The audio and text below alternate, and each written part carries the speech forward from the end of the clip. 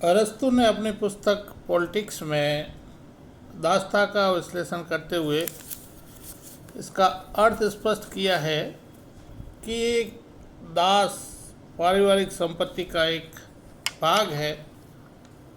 उसके अनुसार जो स्वभाव तो अपना नहीं है लेकिन दूसरों का है वह दास है। दूसरे शब्दों में हम कहें कि दास वह है जिसका स्वयं का कोई अस्तित्व नहीं होता है और यहाँ तक कि जिसका अपना मस्तिष्क भी नहीं होता है। यूनान के अंदर कृषि प्रधान अर्थव्यवस्था होने के कारण वहाँ दास प्रथा प्रचलित थी।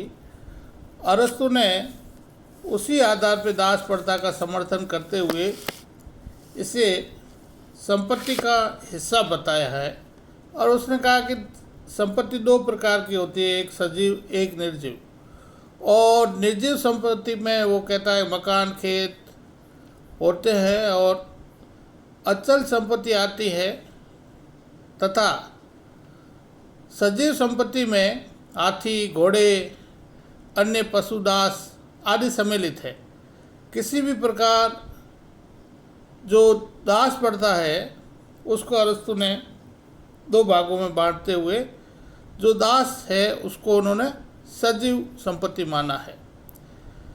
उन्होंने कहा कि जिस प्रकार से अन्य उपकरण जरूरी होते हैं संपत्ति के लिए, वैसे ही दास भी एक उपकरण है। यानी अरस्तु ने दासों को एक उपकरण माना है। उसके शब्दों में संपत्ति की प्रत्येक वस्तु जीवन के लिए उपकरण स्वरूप जीवन कार्य है, कार्य का परिणाम नहीं। अतः दास कार्य क्षेत्र में प्रयोग किया जाने वाला एक उपकरण है। अरस्तु ने जो दास प्रथा के बारे में उसकी प्रकृति बताई है, उसके 3 प्रकार बताए हैं। प्रथम, जो व्यक्ति अपनी प्रकृति से स्वयं अपना नहीं है बल्कि दूसरे का है, फिर भी मनुष्य ही है, वह स्वभावतः दास है।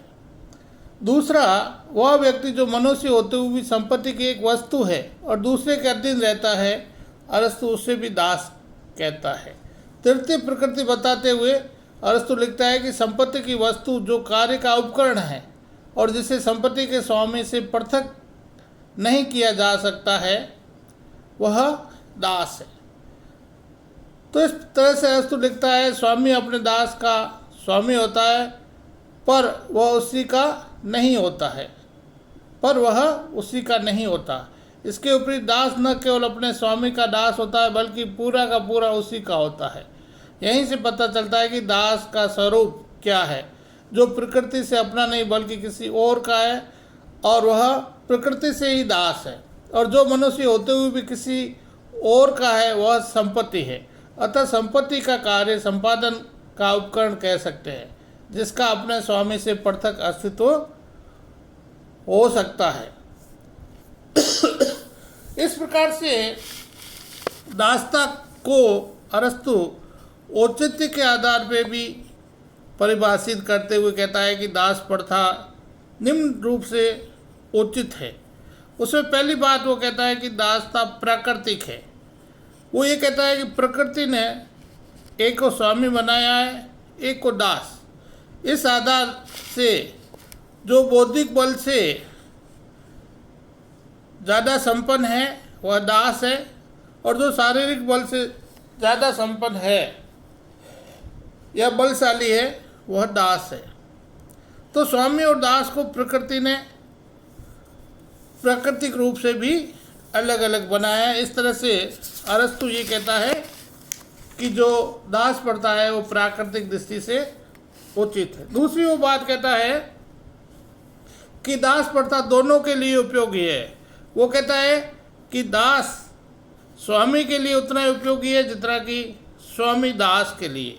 वो ये कहते हैं कि स्वामी के साथ रहने से दास को फायदा मिलता है और उसकी बुद्धि की कई चीज़ें दास भी सीख लेता है। इस तरह से वो कहता है कि दोनों एक दूसरे के पूरक है। वो ये कहता है कि दास प्रथा नैतिक दृष्टि से भी उचित है। इसका आधार वो कहता है कि जो स्वामी और दासों के बीच में नैतिक स्तर होता है उसमें भी भेद होता है, क्योंकि स्वामी गुणवान होता है और दास कम गुणवान होता है। इसी तरह से वो कहते हैं कि राष्ट्रीय अर्थव्यवस्था का भी अंग है और सरकार के स्थायित्व का भी आधार है, इसलिए दास प्रथा उचित है। वो ये भी कहता है कि दास प्रथा संपूर्ण समाज के हित में है। इसके साथ ही वो ये कहता है कि दास जो है वो दो प्रकार के होते हैं, एक स्वाभाविक दास, एक वैधानिक दास। स्वाभाविक दास या प्राकृतिक दास वो है जिनकी बुद्धि कम है, उनमें विवेक कम है, जो जन्म से ही मन बुद्धि अकुशल अयोग्य होते हैं, वो स्वाभाविक दास होते हैं। और अरस्तु कहता है कुछ लोग बाई नेचर दास होते हैं। दूसरे दास जो वैधानिक है उसके बारे में अरस्तु कहता है कि युद्ध में पराजित जो लोग होते हैं जिन्हें बंदी बनाया गया है, वो जो दास है वह प्राकृतिक नहीं है बल्कि वैधानिक दास है। इस प्रकार से अरस्तु ने दास प्रथा के दो प्रकार बताए हैं। तो इस तरह से जो दास प्रथा का सिद्धांत है वह न तो मानवीय दृष्टिकोण से पहले उचित था, न ही वर्तमान समय में किसी दृष्टि से हम उसको उचित कह सकते हैं। आलोचक इसकी आलोचना करते हैं कि यह मानवता के खिलाफ है और प्रकृति ने सभी मानवों को समान पैदा किया है तो उनको समान अधिकार भी प्राप्त होना चाहिए, और दास कम बुद्धि या ज़्यादा बुद्धि के आधार पर दास और स्वामी बनाना भी उचित नहीं है। इस आधार पे अरस्तु के दासता के सिद्धांत का आलोचकों ने बहुत सारी आलोचनाएं की है। उसमें पहली आलोचना है कि दास प्रथा जो है अप्राकृतिक है। प्रकृति ने अगर समान रूप से मानव को बनाया है तो हम अगर इसको दास और स्वामी बनाते हैं तो वो गलत है। दूसरा, मानव समूह को अलग अलग विभाजन करना भी किसी भी दृष्टि से संभव नहीं है। तो इस आधार पर भी आलोचक कहते हैं कि अरस्तु की दास प्रथा किसी भी दृष्टि से उचित नहीं है। कुछ लोग ये कहते हैं कि जातीय अहंकार का प्रतीक है, क्योंकि अरस्तु ये कहता है कि यूनानियों को दास नहीं बनाया जा सकता और दूसरों को दास बनाया जा सकता है या विदेशियों को दास बनाया जा सकता है।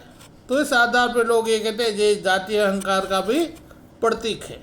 दूसरे लोग आलोचक ये कहते हैं कि यह अव्यवहारिक भी है, किसी भी दृष्टि से इसको व्यवहारिकता के आधार पे हम उचित नहीं कह सकते, और यह लोकतांत्रिक सिद्धांत के आधार पे भी जो संचालित होता है वो लोकतंत्र के विपरीत है।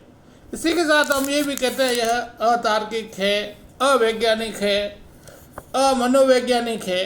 इस आधार पे हम अरस्तु की दास प्रथा का बिल्कुल विरोध करते हैं।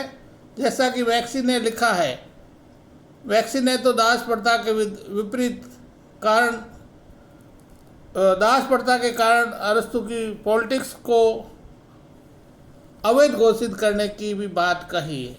कुछ आलोचक ये कहते हैं कि अरस्तु जैसा विद्वान राजनीतिक विचारक उस परिस्थिति के कारण या किसी दबाव के कारण इसका फेवर करता होगा, बाकी किसी भी दृष्टि से दास प्रथा को हम उचित नहीं कह सकते।